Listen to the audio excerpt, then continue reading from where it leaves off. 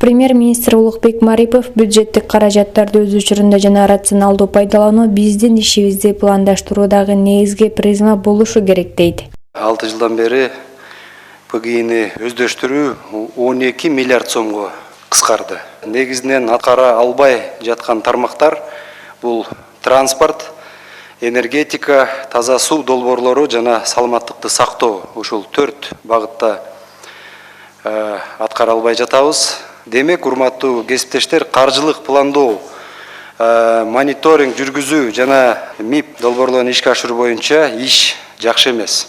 Бюджеттик каражаттарды натыйжалуу пайдалануу мындан аркы ишибиздин пландоонун эң башкы призмасы болуш керек деп мен сиздерге эскертип кетмекчимин. Бюджеттик ресурстарга болгон кайдыгер жана шалаакылык мамиле мыйзам чегинде катуу жазаланат. Кризис учурунда биз мындай тенденцияларга бир дагы жол бербешибиз керек.